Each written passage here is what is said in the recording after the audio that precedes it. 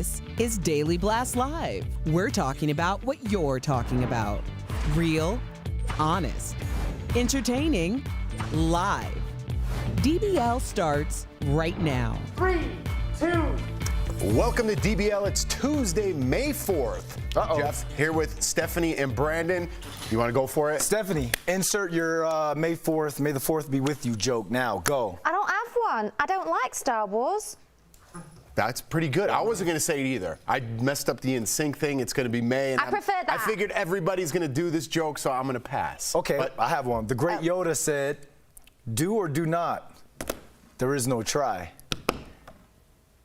You're the motivational guy. That was good. I watch podcasts in the morning. I'm super motivational. Do or do not. There is no try. Jeff Schroeder. I liked it. I liked it. But thank you. Yoda? Yeah. I don't know. All right. Let's show you.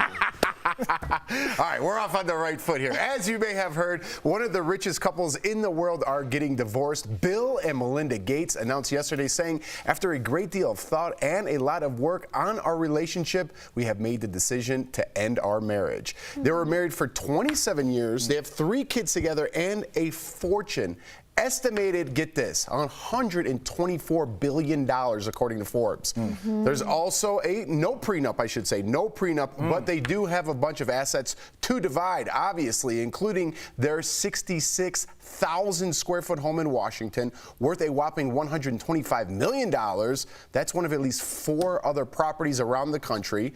The couple also has a collection of cars, including this rare Porsche 959. It is believed they own a $65 million Gulfstream jet. Nice. They also famously purchased Leonardo da Vinci's Codex for $30 million in 1994. That's the kind of stuff I'd be buying. Yeah, I'd want that. That's cool. For sure. Bill is also reportedly the biggest private owner of farmland in the U.S. with 242,000 acres across 18 different states, and I'm sure we're missing a couple things, but that's a lot of assets to oh my divide gosh, up. that's just a few things, obviously, that we know about. So can you imagine going in those like 66 acres worth of one of their houses and the art or the watches or the jewelry or whatever they spend their money on? I bet it's insane.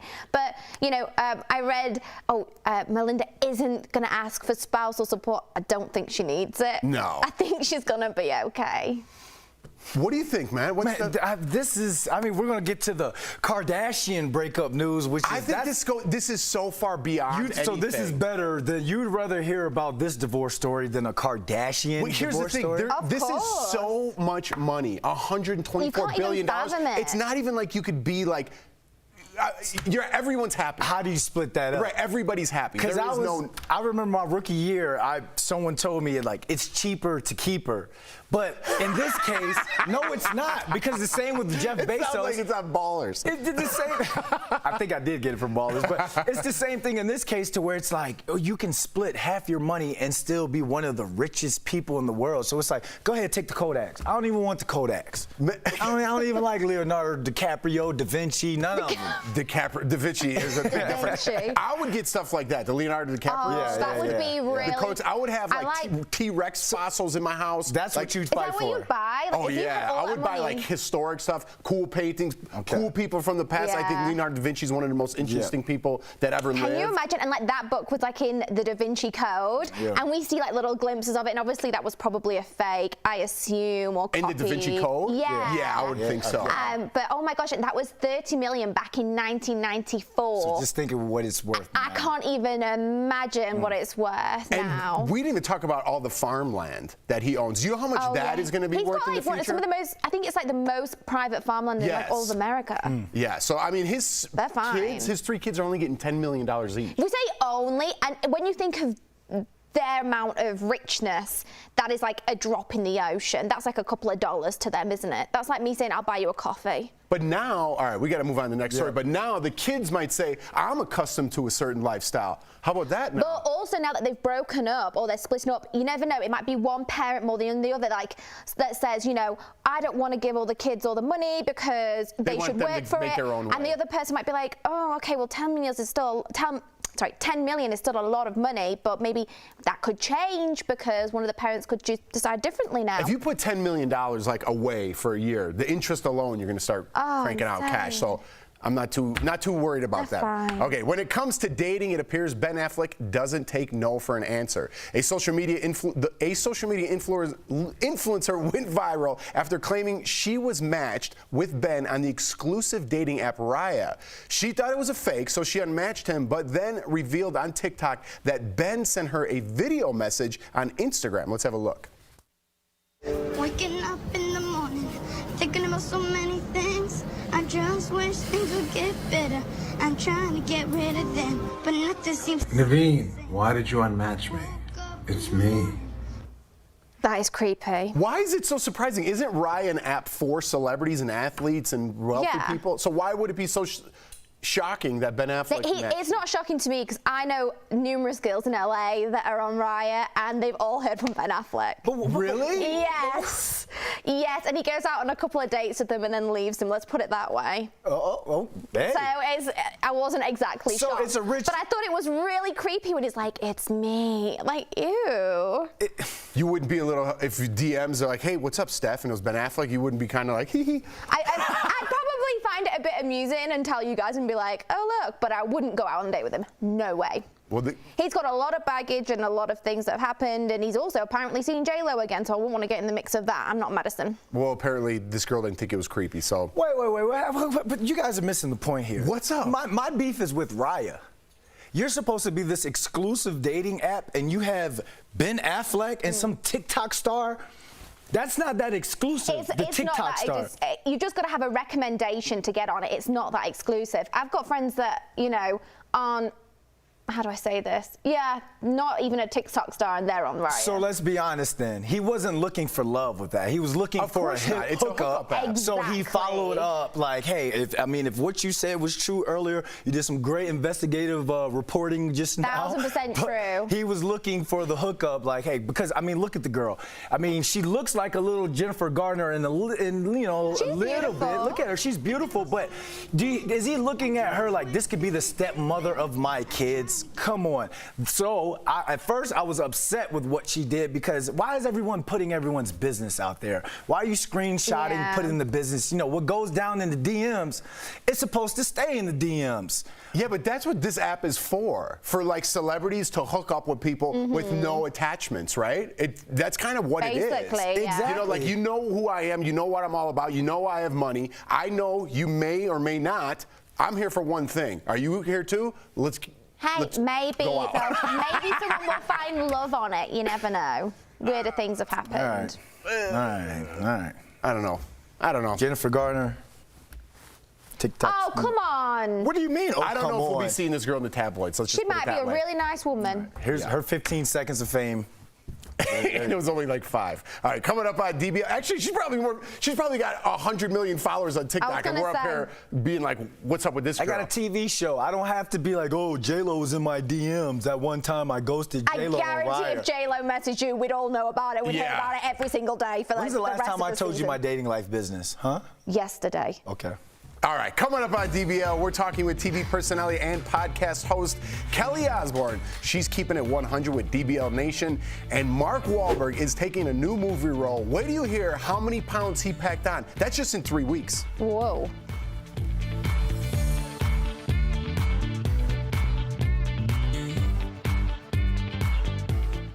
Closed captioning provided by Verify exists to get you the vetted facts about what you read online. And you've probably heard this one, that breastfeeding mothers who are vaccinated for COVID-19 can pass antibodies through their breast milk. So we're tackling this claim in 2 parts, with some help from our sources, 3 breast milk experts, along with some studies on the subject. First, here's question 1. Are there SARS-CoV-2 specific antibodies in human milk? Can we say that with confidence? Yes. Absolutely. Several studies have found this result already, although we should note that they're not all peer-reviewed just yet. Take that with a grain of salt. But from the studies that have come out, there's robust antibody response, more so after vaccination and after natural infection in breast milk. They have only confirmed our feeling that what we would have predicted is that A, it would be safe, and B, there would be transfer of antibodies, and that's what we're seeing in the preliminary data. So that brings us to our next question. Is there any evidence that these antibodies can protect infants? And at this point, we just don't know for sure. Although 2 out of our 3 experts think the answer could be yes, based on what they already know about the medicinal properties of breast milk. What is the degree of protection? You know, how long does it last? Those are scientific questions that we should explore. But I think it's safe to say that there will be some degree of protection. With your Verify, I'm Evan Kozlov.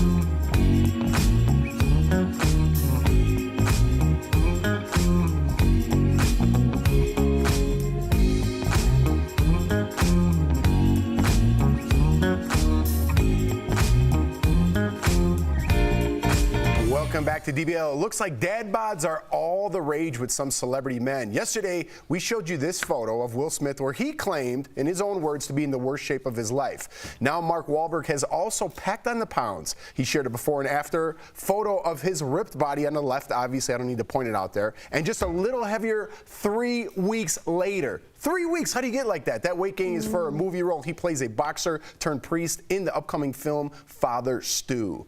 Wow, that's a lot for your body to go through in 3 weeks. That's scary. But he'll take it off pretty fast too, but. Oh, he will. He is one of the most, I think, dedicated and strict people, not only in Hollywood, I think in literally the world. He gets up every day super early. Like 4 in the morning. Yeah, every day he works out all the time. Like, it's in his DNA. You know, like some people can just do it. I can't just do that. He's got a new struggle. on HBO. It's called Wall Street, like Wahlberg. Yep. It's a documentary following his life for a couple months. It's really cool. He'll bounce back, but like you said, it can't be healthy. He was. Remember Pain and Gain? How big he was. That's what I was going to say. And he dropped like over 100 pounds. I don't know the numbers exactly, so I don't want to say what numbers. But he dropped a ton of weight for The Gambler. Remember? And he got down real skinny for The Gambler. Because he played what movie? The Gambler's when he got real skinny. Okay. And then he was real big for Pain and Gain. But his body could take that. Not everybody can do that. He's laying down, and I think that camera angle isn't the most flattering. You know, he's like laid down, so automatically you do squish out a bit. So I think that is maybe a bit exaggerated. I'm just saying, gravity and all. All right. Well, good news for men who don't think they can achieve Mark's before picture. That's me. I'm pointing at myself. According to a dating expert, looks are not what make men attractive to women. The expert polled single women on their Facebook page and asked them to reveal traits they find most attractive in a potential partner. It turns out the majority of ladies said looks played a small part. The women said traits like chivalry, a good personality, a good sense of humor make an attractive man. They also want a man who has respect and values, and they are attracted to men who display honesty and confidence over six-pack abs. And some stability. And a good credit score. Because, I mean, when we're having these polls, I need to know what's the ages. Because I'm thinking, like, if it's like 20 to 25, 26, it's, yes, it could be more superficial. But those women that, when they hit like 28 and, you know, to that 35 range and they really have things going for them, they could care less about your superficial looks and care more about what are you bringing to the table personality-wise and all that. So I've heard. See, I don't know if I'm buying this stuff. Really? I never buy these dad bod stories where people are like, I think it's so much more attractive to see an out-of-shape man around the pool than, like, you're going to take the guy on the guy on the right as opposed to the guy on the left if they're exactly the same? No. Don't give me that. Now, it depends on, like, their personality, I think. Like, someone can They're exactly the same. One weighs 200 pounds, one has a six-pack. One weighs 300 pounds, one has a six-pack. Who are you taking if they're the exact same person? Oh, I'd go for the fitter person. I'm not going to lie. Well, thank you for saying that, because these surveys, people lie. I don't believe in these surveys anymore. No, but that's not. I don't think they're saying if it was the exact same person. I think they're saying, you know, we want someone who is chivalrous or funny and all of that. Women would take those aspects and that side of personality over just the fact that you got a six-pack. And I definitely would say that's true. I see what you're saying. You're turning me a little bit there. If you got to pick one or the other. Yeah, like I mean, it's all good having a Ken doll, but he's plastic. What's he going to bring to the table? Some people like that too. Literally, all he'll do is go off and be Ben Affleck on Raya. You could have both. There could be both. Yeah, I know. What was that like? Did you have someone specific in your mind you were thinking? Yeah. Well, I'm dating someone who's got the whole package. Oh, there you go. There you go. Look at you, had that little twinkle in your eye. Yeah, I saw a twinkle. Did you see that twinkle? I saw a twinkle, yeah. Oh, all right. We're going to leave it there. Leave it there. Coming up on DBL, we're chatting with Kelly Osbourne. She's got a brand new podcast and telling DBL Nation all about it.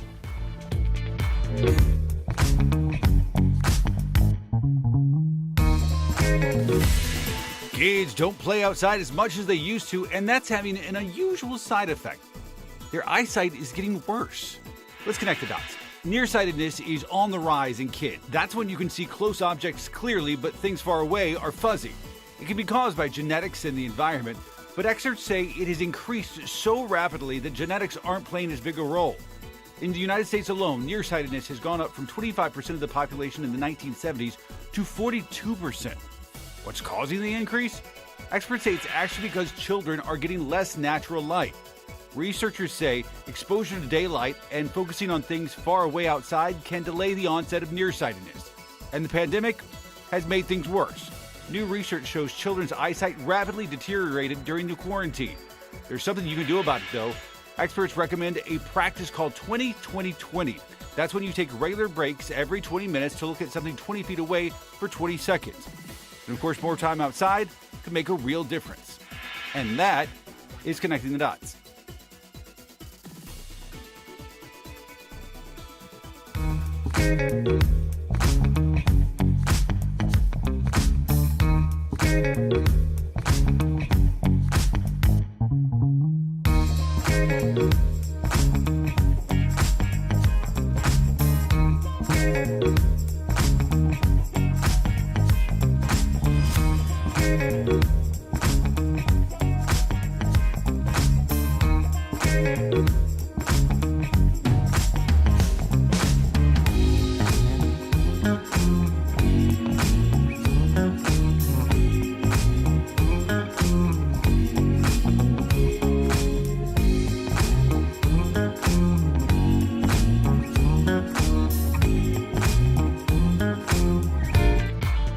Welcome back to DBL. Kelly Osbourne became a household name when she was just 17 years old with her family's hit reality show, The Osbournes.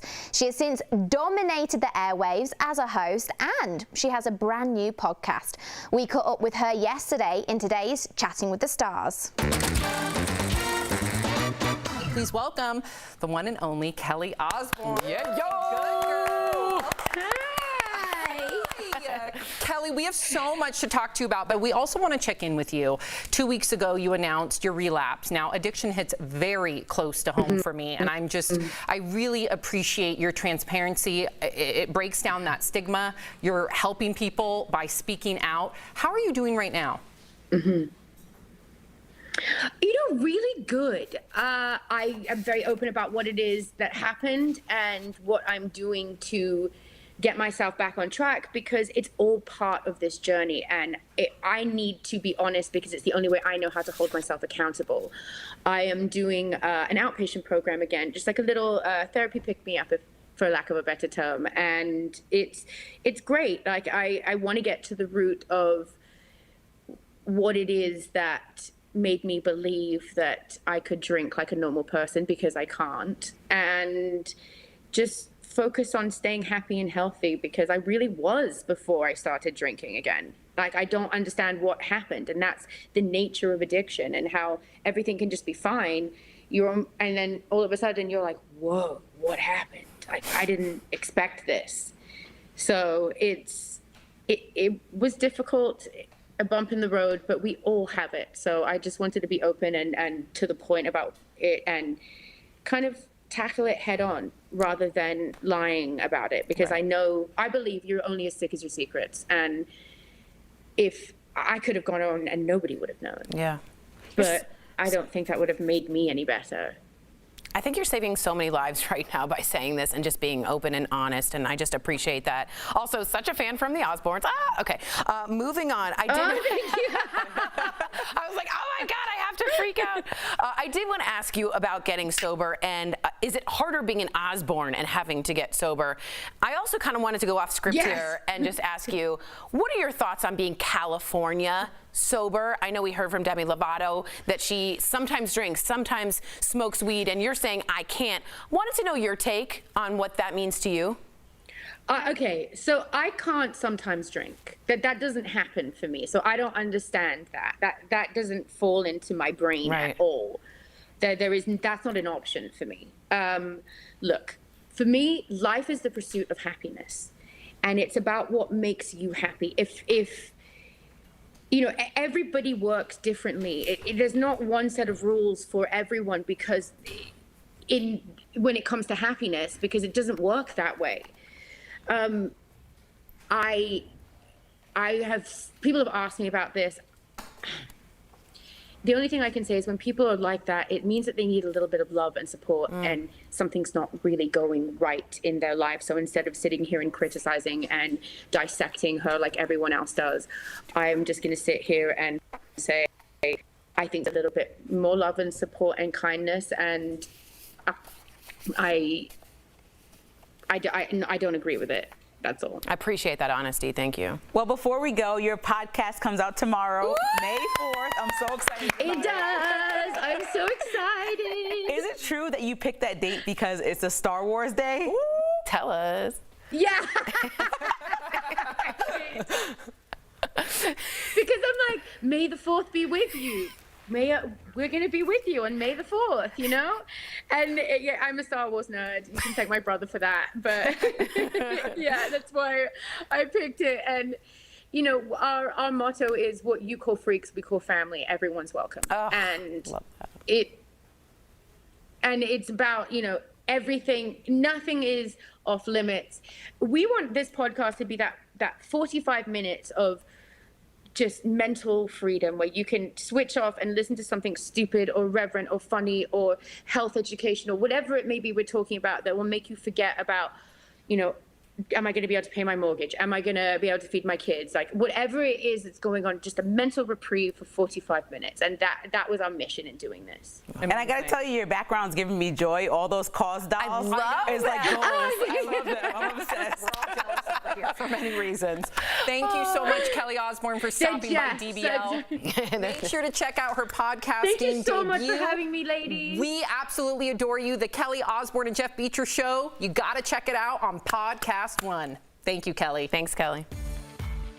Promotional consideration is brought to you by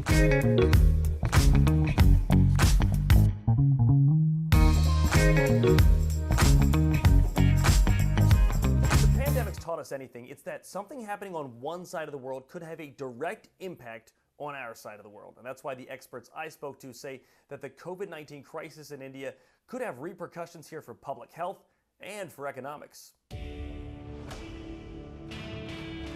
The COVID-19 situation in India is the worst in the world right now. The country averages more than 300,000 new infections per day, which is significantly higher than the peak for the United States. So what we're finding in India right now is that there's a variant that's spreading there quite rapidly. And an inability to vaccinate much of their population. Really only about 9 or 10% of the population has been fully vaccinated. Our sources are Dr. Amish Adalja, an epidemiologist from Johns Hopkins University, and Dr. Matthew Freeman, an immunologist from the University of Maryland. Here's how the India crisis affects the world. First, our experts say with each infection, it offers a new opportunity for the virus to mutate or create a variant.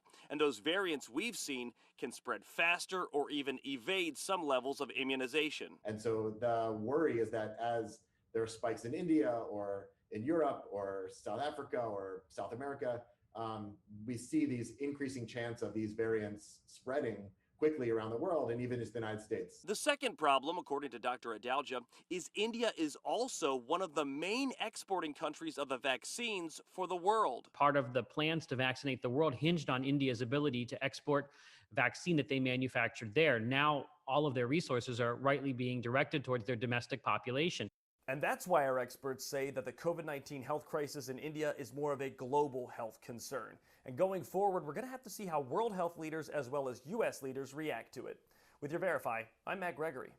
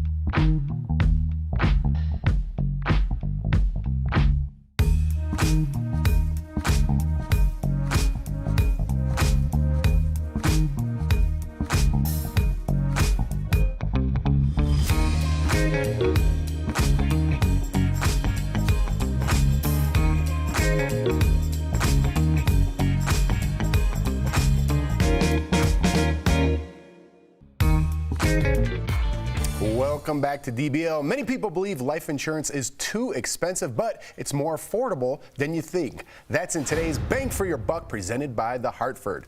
Insurance companies base their rates on certain factors, so here's what you need to know. First, age. The younger you are, the lower your premium is. So don't wait till you're older to enroll. Easy enough. Second, gender.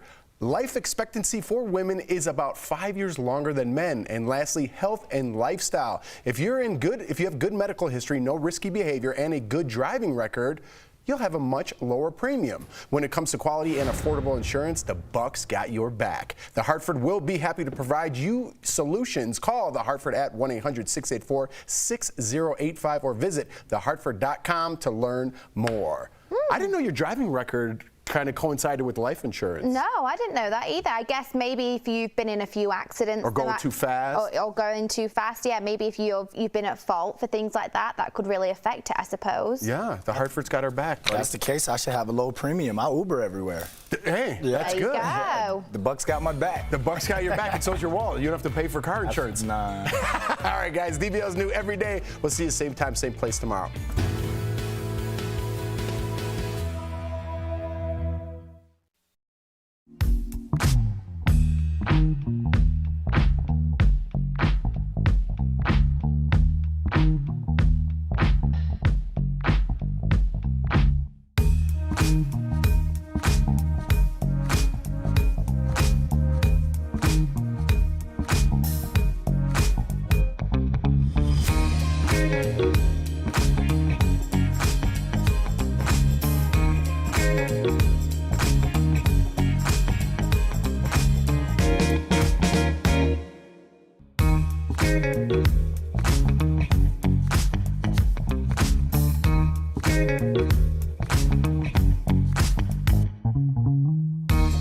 Thank you.